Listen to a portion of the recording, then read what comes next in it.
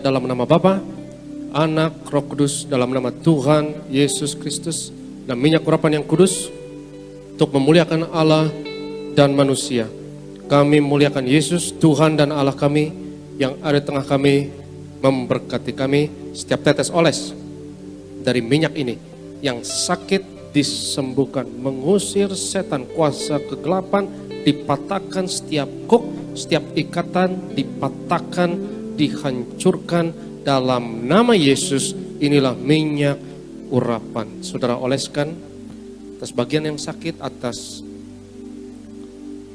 kepala saudara, atas dahi saudara. Inilah minyak urapan dalam nama Yesus.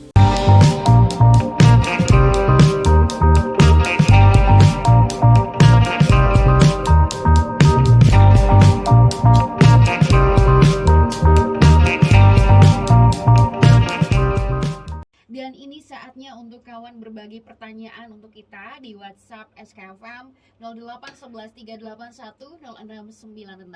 Bapak Pendeta, kita langsung ke pertanyaan yang pertama. Siap.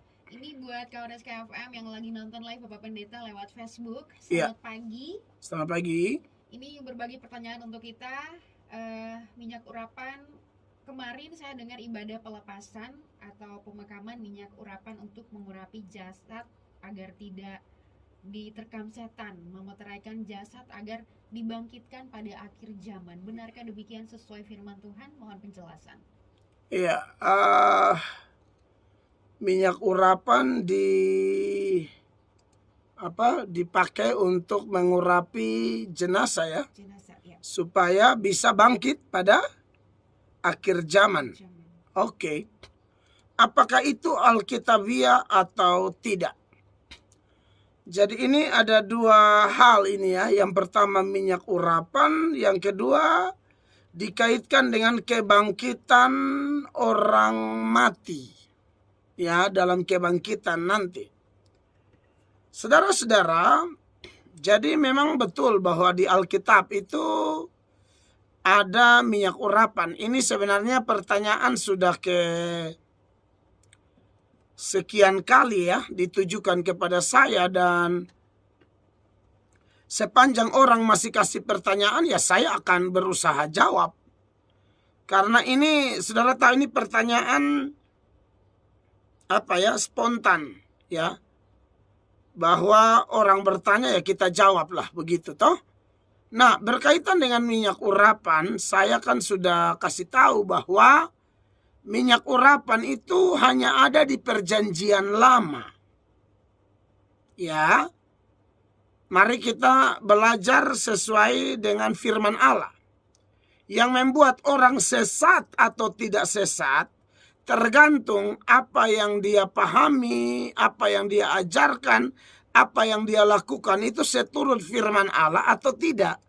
Kalau tidak seturut firman Allah itu yang sesat. Kalau sesuai dengan firman Allah ya aman dia, tidak sesat. Iya toh? Makanya Tuhan Yesus kan pernah bilang begini. Dalam Matius pasal berapa tuh? 22 ya. Ayat 29. Yesus menjawab mereka, kamu sesat. Sebab kamu tidak mengerti kitab suci maupun kuasa Allah. Sekali lagi, kamu sesat sebab kamu tidak mengerti kitab suci maupun kuasa Allah. Jadi yang membuat orang sesat itu apa, saudara? Tidak mengerti kitab suci. Fungsi kitab suci itu apa? Fungsi kitab suci kalau kita lihat menurut 2 Timotius 3 ayat 16, firman Allah dengan jelas berbunyi bahwa segala tulisan yang diilhamkan Allah memang bermanfaat untuk mengajar, untuk menyatakan kesalahan, untuk memperbaiki kelakuan, dan untuk mendidik orang dalam kebenaran. Saudara lihat di situ. Jadi kalau mau tahu salah atau benar, lihat firman Allah. Bukan kata-kata manusia. Kalaupun manusia yang ngomong, manusianya ngomong di atas dasar apa? Kalau hanya atas dasar pandangan pribadi, ya, itu belum bisa diterima. Bahkan bisa sesat juga kalau hanya pribadi. Tapi kalau dia berdiri di atas firman Allah, nah disitulah kita bisa memutuskan untuk percaya. Yakin bahwa oh betul, ini yang dia ngomong nih firman. Dan menurut saya Kristen yang baik adalah Kristen yang seperti itu. Kristen yang tidak peduli. Siapapun yang mengajar silakan kau ajar. Tapi kami yang dengar ini tidak asal dengar. Kami harus terima baik-baik. Karena kalau asal dengar saja, wah ini bahaya. Ibrani 2 ayat 1 mengatakan, karena itu harus lebih teliti kita memperhatikan apa yang telah kita dengar. Supaya apa? Kita jangan hanyut di bawah arus. Ya. Kita jangan hanyut di bawah arus. Jadi betul-betul harus perhatikan nih. Mau pendeta siapa saja termasuk saya. Apalagi saya berani khotbah di radio, khotbah di media, buka tanya jawab. Itu tidak main-main. Ya. Seperti saya bilang, saya ini suka dengar khotbah orang. Apalagi kalau yang dia khotbah tuh omongnya firman. Nah, itu saya paling suka. Ya. Bukan berarti tidak boleh pakai cerita ilustrasi. Boleh, tapi dia tidak mendominasi satu khotbah. Itu hanya pendukung saja untuk membuat orang mengerti poin yang dijelaskan dalam konteks kekinian atau konteks sekarang. Sesuai dengan konteks sekarang gitu. Tetapi tetap yang paling utama perhatikan dulu. Siapapun dia. Bahkan pendeta-pendeta termasuk saya harus memberi diri kita diuji oleh umat. Silakan pendengar uji. Ini pendeta dia ngomong, dia ajar dasarnya apa. Jemaat yang baik harus perhatikan, catat, periksa kembali. Seperti jemaat Berea kan. Dalam Kisah Para Rasul pasal 17 itu. Ya, ketika Paulus ada di kota Berea. Waduh, jemaat di sana tuh beda. Sama jemaat yang di Tesalonika. Bedanya di mana saudara-saudara? Dikatakan demikian, Kisah Para Rasul 17 ayat 11. Orang-orang Yahudi di kota itu lebih baik hatinya daripada orang-orang Yahudi di Tesalonika. Kenapa? Karena mereka menerima firman itu dengan segala kerelaan hati. Bagus. Ya, dengar firman harus rela, tidak boleh ada yang dipaksa-paksa. Seperti Bapak Ibu yang mengikuti khotbah saya di media, di radio, Facebook, YouTube. Saudara ikut bukan karena dipaksa. Saudara memang mau cari kebenaran. Nah, itu teladan bagus. Mirip tuh kayak jemaat di Berea. Tidak dipaksa-paksa. Rela hati. Keputusannya sangat kuat mencari firman. Karena dia ingat Tuhan Yesus bilang manusia tidak hidup dari roti saja. Tapi manusia hidup dari setiap perkataan Tuhan. Maka dia harus cari firman. Kan begitu. Tetapi apakah cari asal cari? Tidak. Cari dengan penuh ketelitian. Kalau mau teladani jemaat Berea ya. Sebab dikatakan karena mereka menerima firman itu dengan segala kerelaan hati. Dan, dengar ini penting sekali. Dan setiap hari mereka menyelidiki kitab suci. Untuk mengetahui apakah semuanya itu benar demikian. Saudara, padahal yang khotbah ini siapa? Paulus. Paulus adalah salah satu hamba Tuhan yang mereka dengar. Mereka sudah dengar banyak hamba Tuhan tentunya. Tapi mereka tidak peduli mau hamba Tuhan siapa. Periksa Alkitab. Jadi begini. Penerapan praktisnya bagi orang Kristen hari-hari ini begini. Saudara mungkin tidak bergereja di tempat pendeta Mel Atok. Ya. Tapi karena media saudara dengar pendeta Mel Atok. Saudara tidak bergereja di pendeta yang lain. Tapi karena media maka saudara kan otomatis dengar juga kan. Itu boleh-boleh saja. Tapi lengkapilah diri Anda dengan kerelaan dan ketelitian. Itu dua hal tuh. Kerelaan dan apa? Ketelitian. Tuhan. Jadi Anda juga jangan menjadi jemaat yang kaku. Hanya dengar gembala Anda saja. Jangan juga. Boleh dengar orang lain, tapi Anda tolong teliti dulu baik-baik. Silakan, boleh. Sebab yang khotbah di sini Paulus. Dan Paulus adalah salah satu hamba Tuhan. Bukan satu-satunya hamba Tuhan. Dan Paulus kita tahu kurang pintar apa? Terlalu pintar.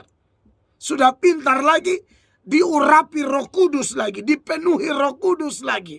Tetapi bagi mereka mau pintar kah, mau diurapi kah, apa, dia manusia biasa. Kita harus teliti. Nah, ini keren kan? Nah, kembali kepada kasus kita atau pertanyaan yang Anda tanyakan kepada saya pagi ini. Minyak urapan dipakai untuk mengurapi jenazah, ya, sesuai pertanyaan yang dibacakan oleh Kaningsi tadi, bahwa tujuannya supaya jangan disambar setan. Gimana? Pertanyaannya, kemarin saya dengar di ibadah pelepasan atau pemakaman, minyak urapan untuk mengurapi jasad agar tidak diterkam setan. Oke. Dan memeteraikan jasad agar dibangkitkan pada akhir zaman. Oke, mari kita bedah ini ya. Ini pertanyaan menarik. Saudara, perhatikan bahwa tujuan mengurapi jenazah supaya jenazahnya jangan apa? Dimakan setan, jangan dirampas setan dan bangkit pada akhir zaman. Nah, mari kita lihat dulu. Minyak urapan ini sudah saya katakan tidak ada di perjanjian apa? Tidak ada di perjanjian baru, tidak ada. Hanya ada di perjanjian lama. Dan pertanyaannya, apakah di perjanjian lama itu sekarang sudah tidak berlaku? Tapi kita cek, waktu masih berlaku itu ada tidak minyak urapan dipakai untuk mengurapi jenazah? Itu tidak ada. Dari mana saya tahu? Ya, sesuai pendahuluan saya ketika menjawab pertanyaan ini, ya dari Alkitab. Saya ini hamba Tuhan, jadi ngomong harus Alkitab, firman Allah. Yesus sendiri bilang yang bikin orang sesat itu dia tidak ngerti firman Allah. Jadi harus back to the Bible dong. Harus kembali ke Alkitab dong. Mari kita lihat. Di dalam kitab Keluaran ya. Keluaran pasalnya yang ke 30. Mulai ayat 22. Ini minyak urapan. Saudara silakan, inilah minyak urapan. Ini data minyak urapan. Tidak ada minyak urapan di sini dipakai untuk mengurapi jenazah. Itu tidak ada. Mari kita lihat. Keluaran 30 ayat 22, berfirmanlah Tuhan kepada Musa. Ambillah rempah-rempah pilihan, mur tetesan 500 shikal, dan kayu manis yang harum setengah dari itu, yakni 250 shikal, dan tebu yang baik 250 shikal, dan kayu teja 500 shikal, ditimbang menurut shikal kudus, dan minyak zaitun 1 hin. Haruslah kau buat semuanya itu menjadi minyak urapan yang kudus. Nah, itulah bahan-bahan yang Tuhan tentukan. Tidak, bukan Musa punya ide sendiri, ambil sembarang. Oh tidak, itu harus ada konfirmasi yang jelas dari sorga. Baru bisa bikin minyak urapan, ya. Lalu dilanjutkan di ayat 25. Suatu campuran rempah-rempah yang dicampur dengan cermat, seperti buatan seorang tukang campur rempah-rempah. Itulah yang harus menjadi minyak urapan yang kudus. Ya, fungsinya untuk apa? Di sini kita lihat. Apakah ada untuk jenazah? Mari kita lihat. Ingat ya, saya ngomong apa adanya kebenaran firman. Kalau saudara mau protes saya, protesnya hati-hati. Saudara lihat di mana yang tidak sesuai firman. Takutnya Anda asal bunyi, Anda bukan sedang protes saya, Anda sedang protes firmannya Tuhan. Seperti setan yang menyerang Adam dan Hawa, itu dimulai dengan menyerang firman. Tuhan sudah bilang kalau kamu makan buah ini kamu mati. Setan datang, setan bilang apa? Tidak. Berarti setan sedang menyerang firman. Firman bilang A, setan bilang B. Dan manusia tertipu waktu itu. Nah, sekarang kita harus hati-hati. Metode yang sama masih setan pakai. Alkitab ngomongnya apa, setan ngomongnya yang lain. Begitu kan? Nah, ini bahaya. Fungsi dari minyak urapan itu apa sih, saudara-saudara? Apakah ada untuk mengurapi jenazah? Nah, di sini kita lihat. 26. Haruslah engkau mengurapi dengan itu kemah pertemuan dan tabut hukum. Itu yang diurapi. Lalu apa lagi? 27. Meja dengan segala perkakasnya. Kandil dengan perkakas-perkakasnya. Dan mezbah pembakaran ukupan. Sejauh ini belum ada jenazah ya. 28. Mezbah korban bakaran dengan segala perkakasnya. Bejana pembasuhan dengan alasnya. Belum ada jenazah. 29. Haruslah kau kuduskan semuanya, sehingga menjadi maha kudus. Setiap orang yang kena kepadanya akan menjadi kudus. Ya, ini juga belum ada jenazah di sini. 30. Engkau harus juga mengurapi dan menguduskan Harun dan anak-anaknya supaya mereka memegang jabatan imam bagiku. Jadi yang diurapi di ayat 30 ini hanya Harun dan anak-anaknya yang sudah jelas-jelas adalah imam-imam. Ya. Dan mereka hidup, bukan mati. Oke. 31. Dan kepada orang Israel haruslah kau katakan demikian. Inilah yang harus menjadi minyak urapan yang kudus bagiku di antara kamu turun-temurun. 32. Kepada orang biasa, nah jemaat awam tidak boleh ya. Entah dia mau hidup mau mati, yang namanya jemaat awam tidak boleh. Kepada badan orang biasa, janganlah minyak itu dicurahkan.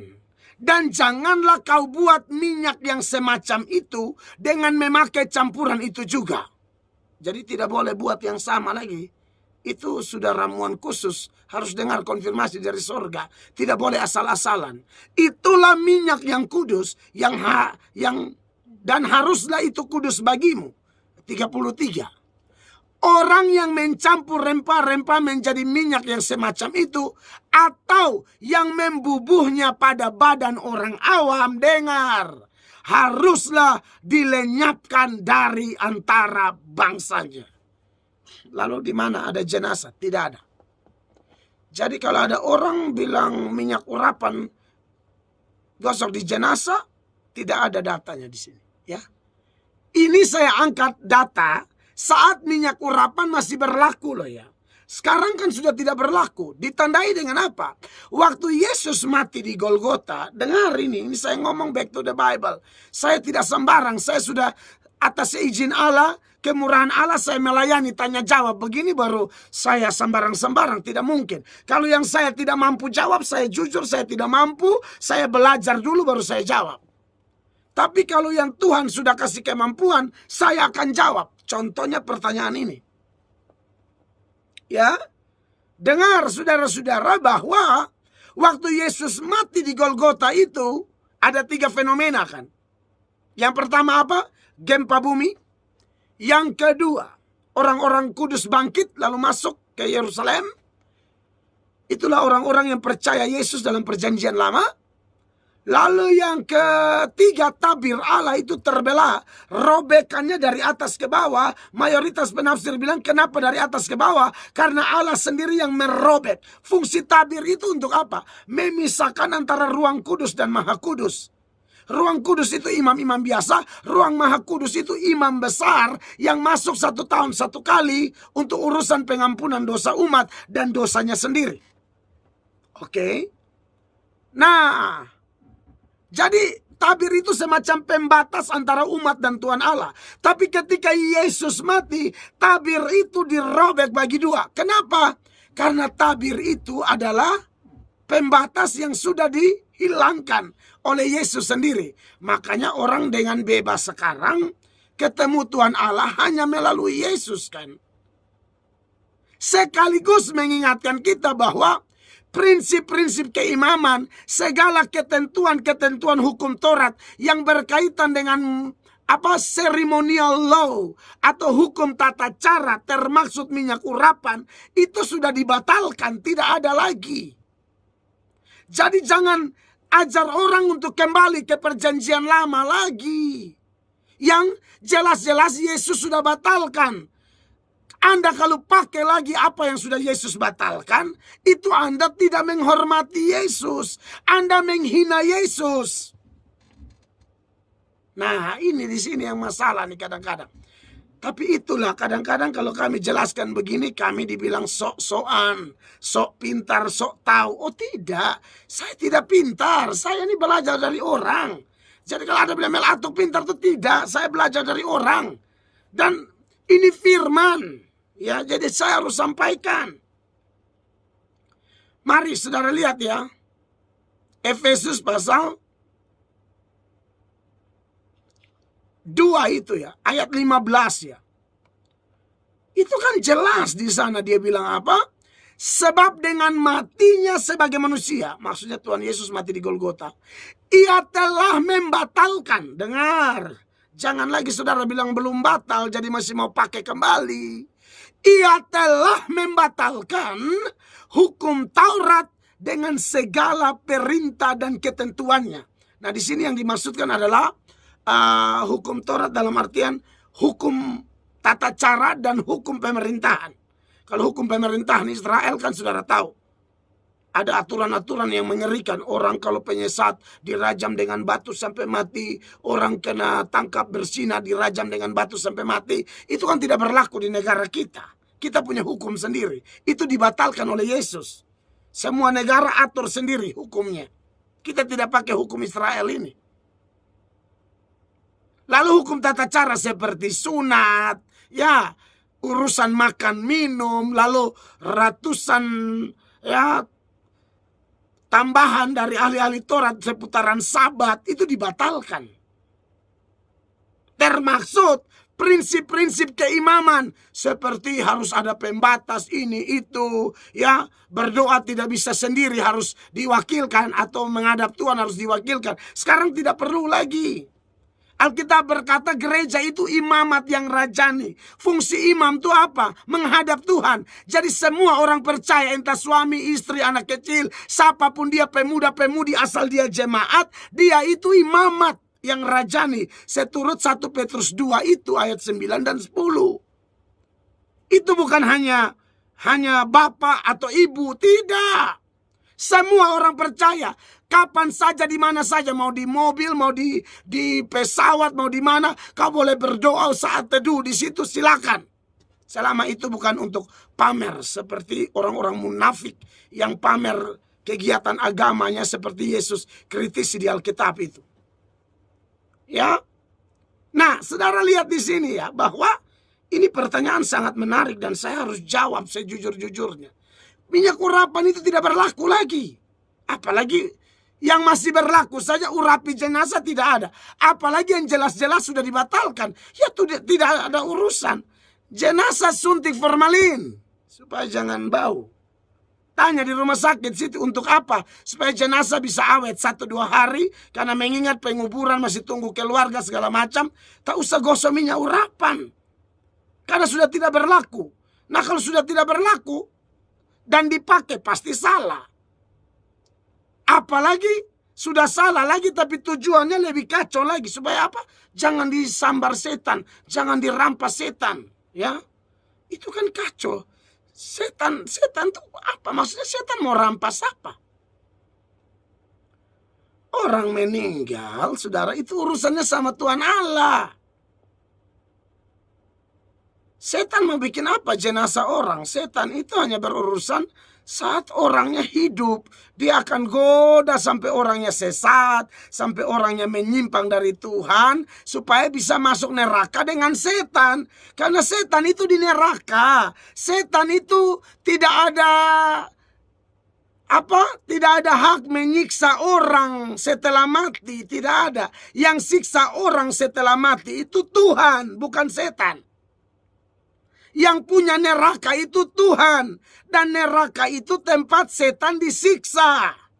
Aduh, ini kacau nih. Kadang-kadang pemahaman-pemahaman yang Asal-asal, karena kita punya kebanyakan, saya lihat ada orang Kristen tertentu itu ya, yang suka sekali dibodohi orang gitu loh.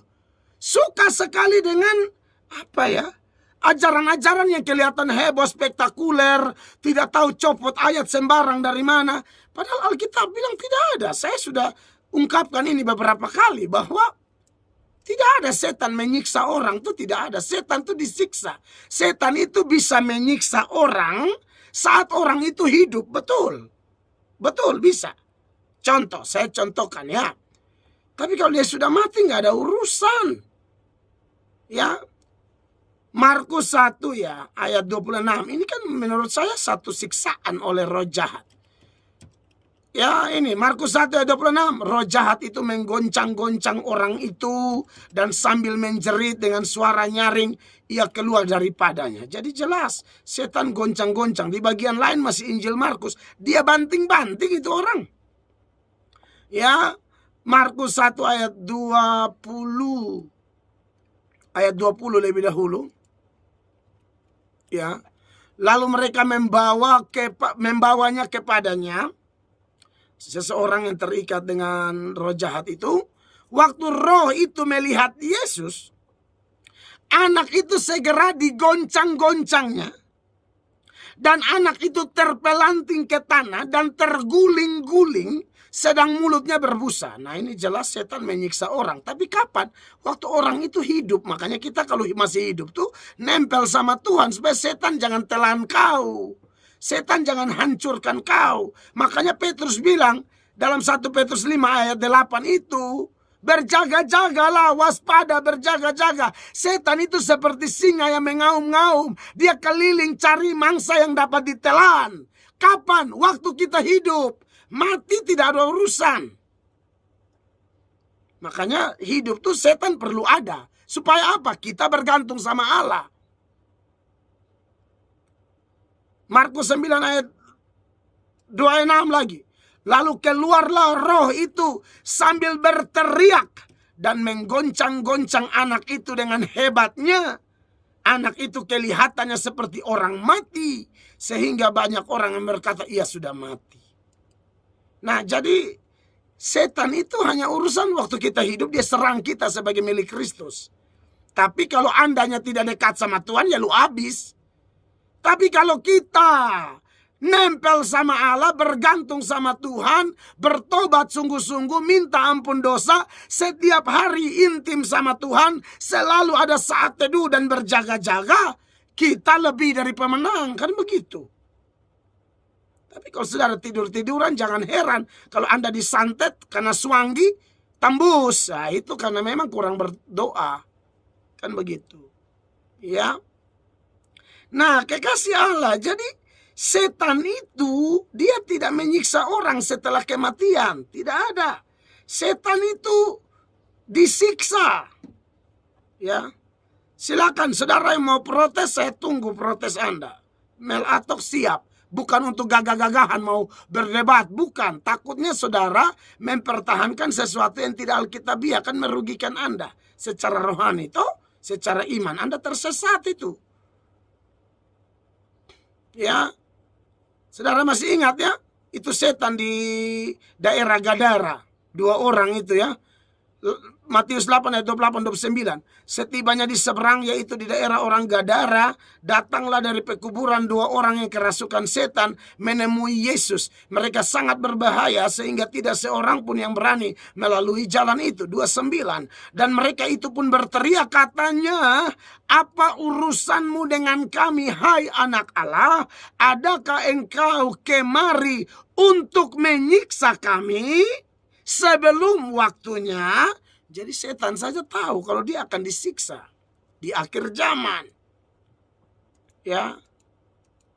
Jadi kalau bilang minyak urapan supaya setan, itu ajaran bodoh, itu ajaran tidak ada di Alkitab itu. Ya. Itu ajaran bahaya, menyesatkan orang tuh. Pandangan seperti itu harus dibuang, ya. Nanti di Wahyu 20 ayat 10 setan disiksa. Nah, apalagi untuk kebangkitan orang mati.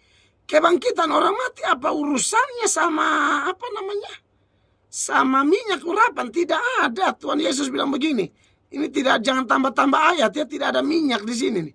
Yohanes 6 ayat 44. Yohanes 6 ayat 44. Tidak ada seorang pun yang dapat datang kepadaku jikalau ia tidak ditarik oleh Bapa yang mengutus aku, dan ia akan kubangkitkan pada akhir zaman. Buat apa minyak? Tidak ada urusannya sama minyak.